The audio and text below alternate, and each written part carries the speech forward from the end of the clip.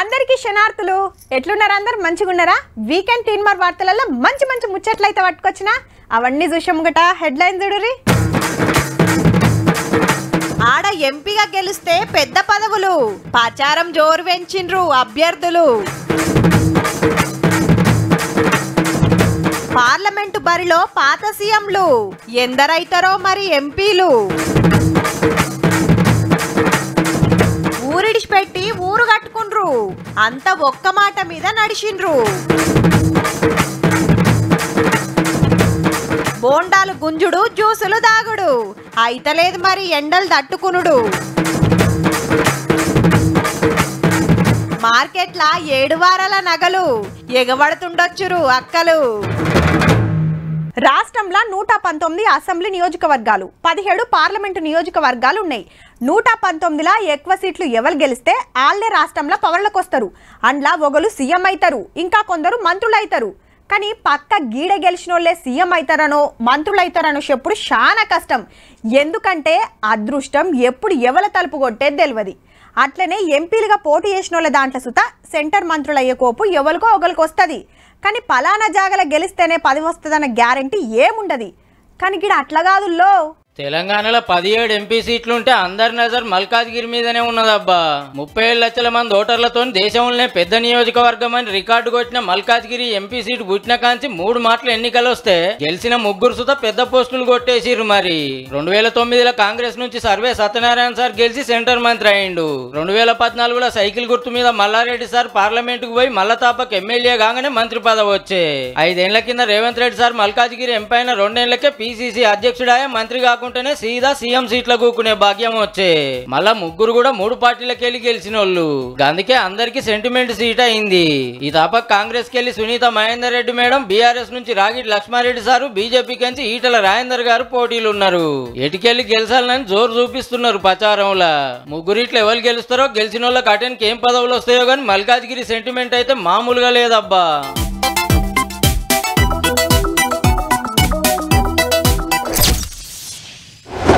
ఇలా సర్పంచ్గా పనిచేసిన వాళ్ళు రేపటి నాడు ఎమ్మెల్యే కావాలనుకుంటారు ఎమ్మెల్యేగా గెలిచిన వాళ్ళు మంత్రి కావాలనుకుంటారు అంటే రాజకీయాల్లో రోజుకో మెట్టెక్కుకుంటూ పోయి ఆఖరికి సీఎం కుర్చీలో కూకోవాలని కలలు కంటారు కానీ కొందరికే గా భాగ్యం దక్కుతుంది అసొంటి సీఎంలు కుర్చీలు దిగినాక కొందరు ఇంట్లోనే రెస్ట్ తీసుకుంటారు ఇంకా కొందరు పార్టీ ఏ బరువెత్తితే ఆ బాధ్యత తీసుకుంటారు వీళ్ళు గదే పనులున్నారు ఇప్పుడు పాత సీఎంలంతా పార్లమెంట్ కు పోవాలని పట్టు మీద ఉన్నారబ్బా 15 మంది పోటీ చేస్తున్నారు మళ్ళా బీజేపీ గ్రూప్ కెళ్ళి 12 మంది ఉంటే 3 ఇండియా గ్రూప్ లీడర్లు మధ్యప్రదేశ్ రాష్ట్రాన్ని ఏళ్లకేం లేలిన శివరాజ్ సింగ్ చౌహాన్ సార్ కాంచెలు ఉత్తరప్రదేశ్ ఒక్కరోజు సీఎం జగదాంబిక పాల్ దాకా ఎంపీ పదవుల మీద కాయిసి పడ్డారు అస్సాం సర్బానంద సోనోవాల్ త్రిపుర బిప్లవ్ కుమార్ దేవ్ ఉత్తరాఖండ్ త్రివేంద్ర సింగ్ రావత్ హర్యానా మనోహర్ లాల్ ఖట్టర్ జార్ఖండ్ అర్జున్ ముండా ఉత్తరప్రదేశ్ రాజ్నాథ్ సింగ్ కర్ణాటక మాజీ ముఖ్యమంత్రులు జగదీష్ శెట్టర్ బసవరాజ్ బొమ్మాయి కుమారస్వామితో పాటు అఖండ ఆంధ్రప్రదేశ్ ఆఖరి ముఖ్యమంత్రి నల్లారి కిరణ్ కుమార్ రెడ్డి సార్ సుత ఎంపీగా పోటీ చేస్తున్నాడు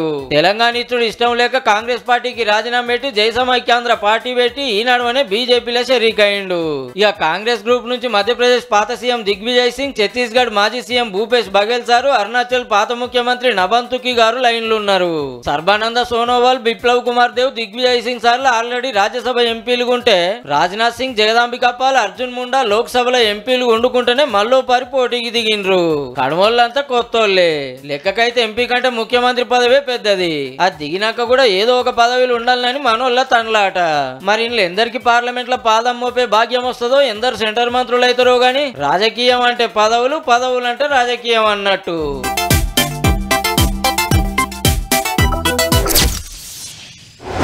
మా అక్కలకు నగలంటే మస్తు కాయిషు ఏదన్నా చిన్న ఫంక్షన్ పోవాలన్నా ఇంట్లో ఉన్న నగలన్నీ పెయి మీద దిగేసుకుంది అస్సలు ఊకోరు ఇక పెండ్లికి పోతప్పుడైతే చెప్పవశం కాదు నలుగురిట్లా చిన్నతనంగా ఉండొద్దని కొందరు అందరిట్లా మనమే షెక్కున మెరవాలని కొందరు తండ్లాడుతుంటారు అయితే ఎప్పుడైనా కొత్త డిజైన్లు ఏమొచ్చినాయనే చూస్తుంటారు అక్కలు కానీ నడుమ అంతా వెనకటి డిజైన్లు కాయి చేస్తున్నారులా ఇంతకు ముచ్చటేందంటే 7 వారాల నగలు అనంగా ఇన్నారు కదా ఇప్పుడు చూడురిగా అబ్బా తీర్ రంగులు తీర్ డిజైన్లలో ఏమన్నున్నాయా హారాలు వెనకటంటే మన అమ్మమ్మల కాలంలో పెండ్లి పిల్లకు 7 వారాల నగలు పెట్టేది అని చెప్తుంటే విన్నాం ఇప్పుడు గవన్నీ ఎక్కడి అంటారా అక్కలు ఇప్పుడు ఇవే కాయి చేస్తుండ్రుల్లా. ఇంతకు 7 వారాల నగలంటే ఏంటి? అట్లా ఎందుకంటారంటే వారంలో ఒక్కొక్క రోజు ఒక్కో తీరు నగలు వేసుకుంటారట. అట్లా ఎందుకు వేసుకుంటారంటే సండే అయితే జనరల్ గా రూబీస్, రెడ్ కలర్ సూర్యుడు కాబట్టి రూబీస్ వాడతారు. మండే అయితే చంద్రుడికి మనం రిలేటెడ్, అందుకే మనము ముత్యాలు వాడతాము. గదన్నట్టు హాయితారం సూర్యునికి ఇష్టమైన ఎర్ర రంగుండే కెంపులు, సోమవారం చంద్రునికి ఇష్టమైన ముత్యాలు, మంగళవారం కుజున్ని ఖుషి చేస్తానికి పగడాలు, బుధారం బుధునికి పచ్చరత్నాలు, బేస్తారం బృహస్పతికి పసుపు నీలమని అంటే కనక పుష్య రాగాలు అంటారు చూడుండ్రి గవన్నట్టు. శుక్రవారం లక్ష్మీదేవి కోసం వజ్రాలు, శనారం శనిదేవుని కోసం నీలి రత్నాలు వేసుకుంటారట. ఇట్లా వేసుకుంటే మంచి అవుతుందని వెనకటోళ్ళ నమ్మిక అన్నట్టు. నగలే కావాలంటే ఏడైనా దొరుకుతాయి, కానీ 7 వారాల నగలు గీ దుక్నంలో మాత్రమే దొరుకుతాయి. ఎందుకంటే హైదరాబాద్ లో కలశ ఫైన్ జ్యువెలర్స్ పెట్టి 7 ఏళ్ళు అయినందుకు ఏదైనా కొత్తగా చేయాలని గీ 7 వారాల నగలు మార్కెట్లకి ఇచ్చిరన్నట్టు. మొదలు రేట్ ఎంతో చెప్పుర్రి అంటుండో చక్కలు జరంత పిరమే ఉంటాయి ఉల్లా. సో 7 వారాల నగలు మీకు స్టార్టింగ్ ఫ్రమ్ 3 lakhs అండి, అప్ టు 40-50 lakhs వరకు కూడా మా దగ్గర కలెక్షన్స్ ఉన్నాయి. అట్లాని ఆరాలే తీసుకోవాల్సిన పని లేదు. ఏ రోజు ఏ రంగు రత్నాలు, పగడాలు, ముత్యాలు వాడాలనో ఆ ఉండేటట్టు కమ్మలు, ఉంగరాలు సుత పెట్టుకోవచ్చట. అగో గీ అక్కకు మెడల నిండుగా ఎంత ముద్దుగున్నదో చాలా మంది కాయిష్ చేస్తుర్రు 7 వారాల నగలను. మీకు సుత కావాలంటే ఎగిరవాడుండ్రి మరి.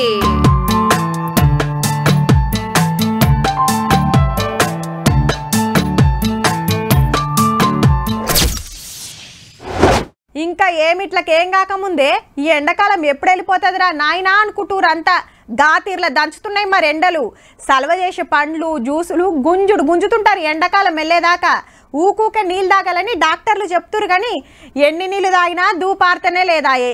ఎండలకు సోడాలు, కూల్ డ్రింక్లకు మస్తు గిరాక్ అవుతుంటుంది.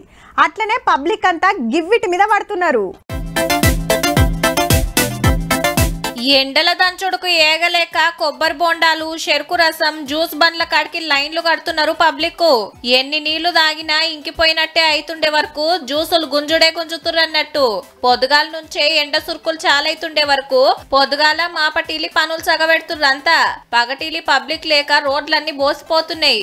బయట తిరుగుతేనే కదా దందాలు చేస్తోళ్లకు గిరాకీ. బిజినెస్ కూడా మంచిగా ఉంది.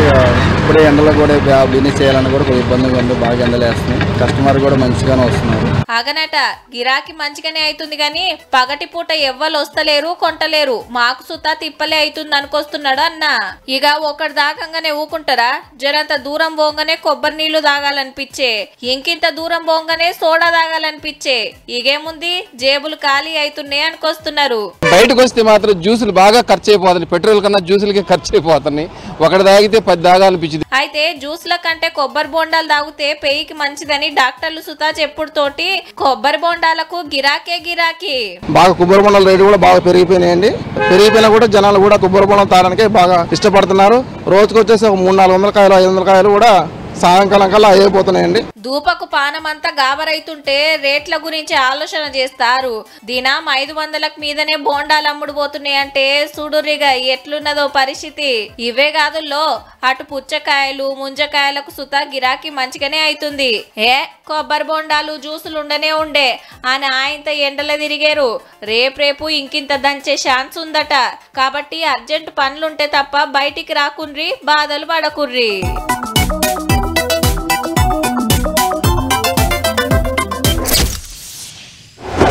బగ్గ వరదలొచ్చి ఊరి మునిగిపోతే ఏరే తానికి పోయి బతుకుతుంటారు. అట్లనే అగ్గంటుకొని ఇండ్లు కాలిపోతే ఏరే ఊరికి పోయి బతుకుతుంటారు. ఇంకా కొన్ని దిక్కుల ఊరుకు కీడు సోకిందనో, అడ్డమైన బీమార్లు వస్తున్నాయనో మూఢనమ్మకాలతోని ఇండ్లు ఇడిచిపెట్టి పోతుంటారు. అట్లనే ఓ ఊర్ల సుత ఊరిడిచిపెట్టి వెళ్ళిపోవాల్సి వచ్చింది. అట్లని వరదలు రాలే, అగ్గంటుకోలే, కానీ ఊరంతా వెళ్ళిపోయింది. ఇంతకు ఏమైంది కావచ్చు అంటారా? గీ ముచ్చట చూస్తే ఎరకైతుంది. ఎటు చూసినా మొండి గోడలే. అందరికందరు ఇండ్లు ఇడిచిపెట్టిపోయిర్రు. మరి అగో బడికి తాళం తీసినోళ్ళు లేరు, గుళ్ళ దీపం పెట్టినోళ్ళు లేరు. ఊరంతా ఖాళీ అయింది గీ ఒక్కిళ్ళు తప్ప. అగో గంత తిప్పలు ఏమొచ్చిందంటారేమో. ఆదిలాబాద్ జిల్లాలో 1000కి మీద గిరిజన గూడాలు ఉంటాయి. ఆడ పెత్తనం అంతా పటేల్దే ఉంటది. ఆయన చెప్పినట్టు వినాలి, చెప్పినట్టు చేయాలి, లేదంటే ఎవరితో వాళ్ళు చూసుకోవాల్సిందే.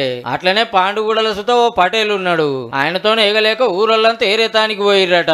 ఇంతకు పంచాయతీ ఏడ పుట్టిందంటే ఉపాధి హామీ పన్నులకు ఏదైనా పన్నులకు పోతే అది డమ్మీ పేమెంట్ చేసుకొని పైసలు వాళ్ళు తిన్నారు, ఊరోళ్ళు అడిగితే ఊరోళ్ళకి రివేస్ అయ్యి అంటే దాంట్లో కొంచెం గొడవ పెరుగుతుంటా వచ్చినాక గదన్నట్టు ఉపాధి హామీ పైసలు ఏమాయా అని అడిగినందుకు మా నాయన ఇచ్చిన భూమిలు ఉండుకుంటా నన్నే పైసలు అడుగుతారా, ఒక్క రూపాయి సుతియా ఏం చేసుకుంటారో చేసుకోరు అన్నాడట. ఇట్లా కాదని గిరిజనగూడాల పటేళ్లను పిలిచి పంచాయతీ పెడితే సుత భూమి నాది, నాకు రైతు బంధు పడుతుంది, ఎక్కువ మాట్లాడితే వెళ్ళిపోవాలి అందరు ఇడికెంచి, లేదంటే జేసీబీ తెచ్చి ఇండ్లన్నీ గులగొడతా అని బెదిరించిండట. గమ్మత్ ఏందంటే వెనకట్నే ఇల్లు పైసలు కట్టి తీసుకుర్రట జాగలు, అయినా తిప్పలు పెడుతుండే వరకు ఊరిడిచి వెళ్ళిపోయిర్రు అన్నట్టు. మంచి పనులు ఒకటి కూడా అతను చేయలే, అన్ని చెడు పనులే చేస్తుండే. అందుకోసం ఊరు వాళ్ళు ఇటువంటి మనుషుల మీద ఉండకూడదు. ఆడికెళ్ళొచ్చో 25 లక్షలు జమ చేసుకుని ఒక అయ్యతాను 6 ఎకరాల జాగా కొనుక్కొని అందులో ఇల్లు కట్టుకొని కోస్ పటేల్ కూడా అని పేరు పెట్టుకొని ఏం తక్కువ 40 కుటుంబాలు బతుకుతున్నాయి.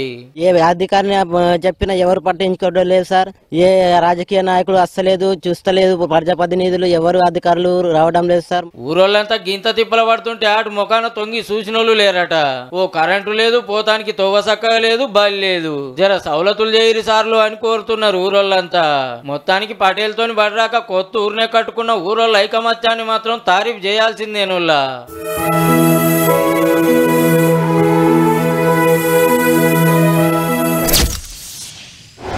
ఊర్లల్లో ఉండే అక్కలు ఏం చేస్తారులా? పనులుంటే కలుపు తీయనో, పత్తేరనో, వరి గొయ్యనో, మిరపకాయలేరనో పోతారు. వ్యవసాయం పనులు ఏం లేనప్పుడు ఇంటికాడ ఉత్తగా ఎందుకు ఉండాలని బీడీల షాట ముంగటేసుకొని ఓ 1000-2000 సుడతారు. ఇంకా కొందరేమో మోటు పనికి పోకుండా ఇంట్లోనే మిషన్ గుర్తుంటారు. ఇట్లా ఎవ్వరు ఏం పని చేసినా ఇంట్లకు ఇంత ఆసర కావాలనే అట్లనే గీలు గీ కార్యం పెట్టుకున్నారు.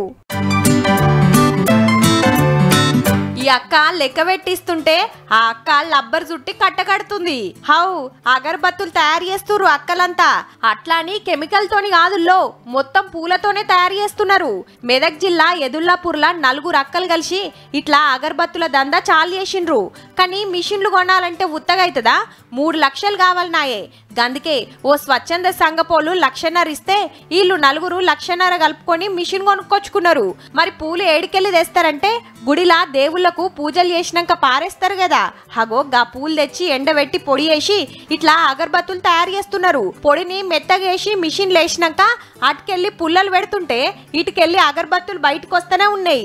ఏం పనులు లేక ఇంట్లోకి ఆసరైతానికి ఏదోటి దందా చేద్దామని ఈ కార్యం ముంగటేసుకున్నారు అన్నట్టు. మాకు దీంతో ఉపాధి కలగాలి, దీంతో పాటు మా గ్రామంలో ఇంకో 10 మందికి ఉపాధి కల్పించాలని మా మొన్ననే చాలు చేసిరట పని. దినం 2-3 వేలు తయారు చేస్తురట. అయోధ్య రామ బ్రాండ్ తోని మార్కెట్లకు ఇడుస్తున్నారు. అయితే ఈ అగరబత్తులే ఎందుకు కొనాలంట అంటే కెమికల్ బొగ్గు పొడితోని అగరబత్తీలు చేస్తే కూడా ఆరోగ్యాలకి మంచిది కావడం లేదు కాబట్టి మేము ఇది ఒక నిర్ణయం తీసుకున్నాము. హగనట వీళ్ళు కెమికల్స్ కలపకుండా పూలతోనే తయారు చేస్తారు కాబట్టి గాలి గలీజ్ కాదు, పానాలు కరవు కాకుంటుంటాయట.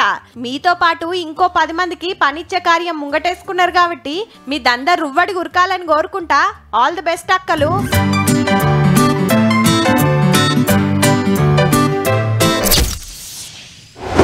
ఇంట్లో మమ్మేదన్న పని చెప్తే అస్సలు వినరు పోరలు. నాకు చదువుకునేది ఉన్నదని కొందరు, నాకు కాళ్ళు రెక్కలు గుంజుతున్నాయని కొందరు, నాతోని కాదని ఇంకా కొందరు, నేను బోనని కొందరు సతాయిస్తుంటారు. ఇంట్లో పనులన్నీ సగబెట్టుకునే వరకు యాస్టకు వస్తుంటుంది మమ్మీకి. అట్లా జరంత ఆసరదం అనుకునేటోళ్ళు చాలా కొద్ది మందే ఉంటారు. అయితే ఓ ఇంట్లో సుతా ఓ పని మంత్రాలు ఉన్నదుల్లా. పనితనం చూస్తే పక్క పరిశాన్ అవుతుండొచ్చురు. ఇక ఊరిచ్చడెందుకు గాని చూడుర్రి మీరే. ఎవరింట్లోనో జొర్రి బుట్టెత్తుకొని వస్తుంది అంటురులే, అట్లనే చూడుర్రిగా సీదా గీ ఇంట్లోకి వచ్చి అటు ఇటు దిక్కులు చూస్తుంది. ఖమ్మంలా ఆర్టిస్ట్లా పనిచేసి రిటైర్ అయిన గీ సారులదే ఈ కుక్క. సారు పేరు రవీంద్రనాథ్. కుక్కకు లక్ష్మి అని పేరు పెట్టి ముద్దుగా లక్కీ అని పిలుచుకుంటారట. నమస్తే పెట్టమంటే నమస్తే పెడుతుంది, షేక్ హ్యాండ్ అంటే షేక్ హ్యాండ్ ఇస్తుంది, ఒక్కపారే అరువమంటే ఒక్కపారే అరుస్తుంది, 2 మాటలు అరువమంటే 2 మాటలు అరుస్తుంది. ఇంట్లో ఏ పని చెప్తే ఆ పని చేస్తుంది. ఇంట్లో మనిషి లెక్కనే పోయి సోఫా మీద ఎట్లా కూకుంటుందో. హగో పాలమ్మటోళ్ళ తానికి ఓంగనే బాటల్లో పాలు పోసి బుట్టలు పెడితే పట్టుకొని ఉరికొచ్చింది ఇంటికి.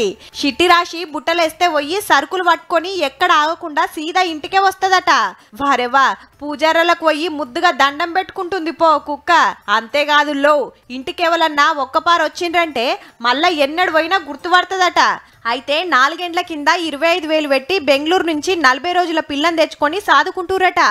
2 పిల్లలు లేని లోటుని దీంతో మేము చాలా హ్యాపీగా గడుపుతున్నాం. దీనివల్ల మేము మానసిక ఒత్తిడి నుంచి కూడా ఇలా 2 పిల్లలు బయట దేశాలు ఉంటారట. తోడుంటదని లక్కిని పెంచుకుంటూరన్నట్టు. దినం పనుల మీద బయటికి పోయి వచ్చి కుక్కతోని 10 నిమిషాలు ఆడుకుంటే చాలు టెన్షన్ గించెన్ అంత పోతుంది, పానం నిమ్మలమైతుంది అనుకొస్తున్నాడు సారు. చాలా బయట నుంచి ఎన్నో సమస్యలతో ఇంటికి వచ్చి ఒక్క 10 నిమిషాలు దీంతో ఆడుకుంటే చాలా రిలాక్స్ అవుతున్నాం. ఇట్లా చెప్పిన పనులు చేస్తట్టు ఓ తాన ట్రైనింగ్ ఇప్పించిరట. గందుకే చెప్పినట్టు ఇంటుంది. సొంత బిడ్డ లెక్క సాదుకుంటున్నందుకు గిట్ల విశ్వాసం చూపిస్తుందన్నట్టు.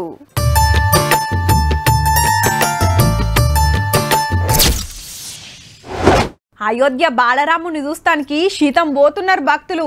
ఇంకొన్నొద్దులైతే మన తన పోర్లందరికి పరీక్షలు అయిపోయి ఎండాకాలం సెలవులు వస్తాయి కాబట్టి బగ్గ మందే పోతుండొచ్చురు. ఇక రాములోరిని దర్శించుకొని వచ్చినోళ్ళు గుడి అందాలు రామయ్య విగ్రహం గురించి చెప్తుంటే ఎప్పుడెప్పుడు పోదామా అనిపిస్తుంది. ఇప్పటిదాకా రామయ్యకు దేశం అంతటి నుంచి విరాళాలు కానుకలు పంపిండ్రు భక్తులు. అట్లనే గీలుసుత గీ ఉపాయం చేసిండ్రు. ఇప్పుడు రాములవారి పటం ముందున్నది. ఇంకొన్నొద్దులైతే అయోధ్య రాములవారి తానికి పోతుంది గీ పోయి. ఇంతకు ఏందంటే బంగారంతో తయారు చేసిన రామ్ చరిత్ మానస్ గ్రంథం అంటే రాముని చరిత్ర అన్నట్టు. మద్రాసులుండే గీ బంగారం దుప్న పోలే చేసిండ్రు. 147 కిలోల బరువుండే ఒయిలా 522 కమ్మలుంటే అన్ని సుత బంగారంతో పూత ఊసుంటాయి. ఈడ పనిచేస్తోళ్ళు 8 నెలలు చెమట తీసి తయారు చేసిరట గీ బంగారు పోయి.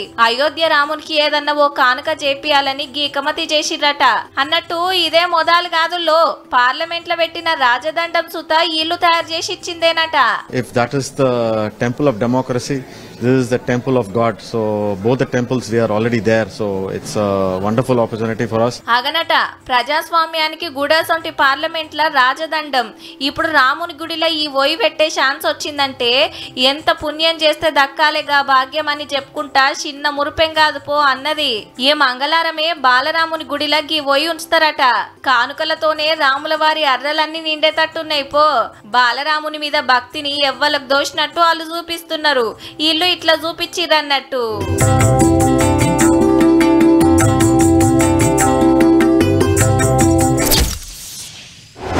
ఓ 4 గంటలు దాటంగానే దగ్గర పట్లున్న బడి చూసి షేరిక వేసి వస్తే పొద్దుందాకా బడిలో ఆడుకుంటారు. పొద్దుముకి ఇంటికి వచ్చి ఆడుకుంటారు బుడ్డ పొరలు.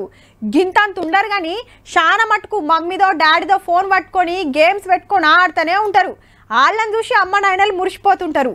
దోస్తులతోని ఆడుకునుడే లేదు ఇయ్యాల రేపు. అట్లా అని అందరు అట్లనే ఉండరుల్లో కొందరు గీ బుజ్జి లెక్క సుతుంటారు.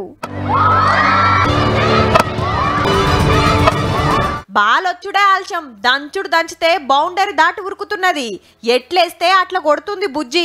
కాశ్మీర్లో ఉండే బుజ్జి పేరు హర్మత్. ఇంత కొడితే 3వ తరగతి చదువుతుంది బుడ్డది. 9 ఏండ్ల వయసు ఉంటదట. 4 గంటలకే బ్యాట్ పట్టుకొని తాతతోని కలిసి దినం గ్రౌండ్కి పోయి క్రికెట్ ఆడు నేర్చిందట. కానీ దేశం తరపునాడే తోపు క్రికెటర్ల లెక్కనే షాట్లు కొడుతుండే వరకు ఇంత కొందరు వీడియోలు గుంజి సోషల్ మీడియాలకు ఎక్కిస్తే గిరికలు కొట్టుకుంటూ పోయి క్రికెట్ దేవుడు సచిన్ టెండూల్కర్, మహిళా క్రికెటర్ మితాలి రాజ్ కంట్ల పడితే అబ్బా ఏమన్నాడుతుందా ఆడవిల్లలు ఇట్లా క్రికెట్ ఆడుతుంటే చూస్తుంటే మస్తు సంబరం అనిపిస్తుంది అని పిట్టగుట్లే రాసుకొచ్చిండు సచిన్ సారు. వాళ్ళను జప్పున్నే కలుస్తా అంటుంది బుడ్డది. ఎందుకంటే పెద్దగైనాక ఇండియా టీం కు ఆడుతుందట మరి. मैं उसको मिलना चाहती हूँ कि मगर मुझे इंडिया टीम में सिलेक्ट होना है. ఇక ఈ స్కూల్లో దోస్తులు టీచర్లు అందరు మెచ్చుకుంటుంటే చిన్న మురిపెం కాదు చిన్నది. పెద్దోళ్ళు అబ్బాయిలతో ఆడుతుంటే బుగులనిపియదా అని అడిగితే मुझे नहीं डर लगता है. मुझे क्रिकेट के खेलने का बहुत शौक है मगर वहाँ पे ये गर्ल्स नहीं खेलते हैं. मैं बॉयज के साथ फिर खेलती हूँ. నాకు క్రికెట్ అంటే కాయిషు. ఎదురుగా ఎవ్వలుంటే నాకేంది, ఎవ్వలతోనైనా ఆడతా అంటుంది. చూస్తుంటే దేశానికి కప్పుల మీద కప్పులు పట్టుకొచ్చేటట్టున్నది పోర్రి. ఈ ముచ్చటిట్లుంటే ఇక అదే కాశ్మీర్ నుంచి అక్క ప్యారిస్ లా జూలైలో జరిగే ఒలింపిక్స్ కు జూరీగా ఎంపికైంది. పేరు బిల్కిస్ మీర్. అక్క తోపు అథ్లెట్ అట. ఇండియా నుంచి దునియా పోటీలకు జూరీగా పోవుడు అక్కే మొదలట. ఇద్దరిద్దరే ఉన్నారు పో. చూసిండ్రు కదా ఇక ఇవ్వుల్లా ఇయాల్టి వీకెండ్ తిన్మార్ వార్తలు ఉంటామల్లా నమస్తే